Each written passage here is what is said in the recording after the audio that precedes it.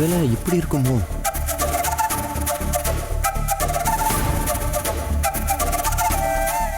அண்ணன் இப்படி ஒரு காரியத்தை பண்ணுவோம்.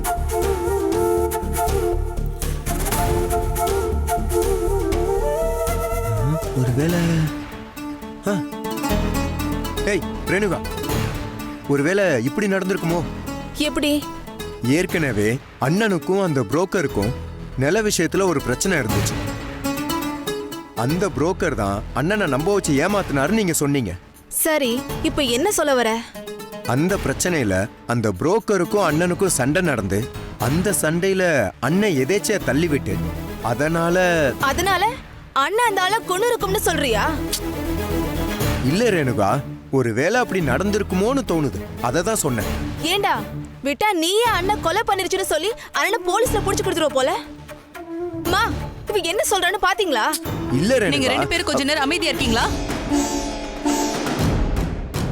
யாருக்கும் எந்த கெடுதலும் நினைக்காதவன் தான் சரவணன். அவனை கொலைகாரன்னு சொல்லிட்டாங்களேன்னு நானே வெளுத்து போய் உட்காந்துருக்கேன். அப்படி நடந்திருக்குமோ இப்படி நடந்திருக்குமோன்னு நீங்க பாட்டுக்கு பேசிக்கிட்டே இருக்கீங்க. அறிவில்லை உங்களுக்கு? எதுவா இருந்தாலும் 100க்கு 1000 தடவை யோசிச்சு விலகி போறதுதான் நல்லதுன்னு ஒதுங்கி போற ஆள் தான் சரவணன். அவனா ஒருத்தர் ஈவருக்கெல்லாம கொண்டு இருப்பான்.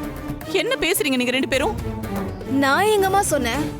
இவன் தான் அப்படி யோசிக்கிறான். இல்லம்மா, ஆக்சிடென்ட்டா ஏதாவது நடந்திருக்குமோன்னு தான் சொன்னேன். எப்படி இருந்தாலும் என் புள்ள சரவணனால ஒரு உயிர் போயிருக்காது. அதை நான் உறுதியா நம்புறேன்.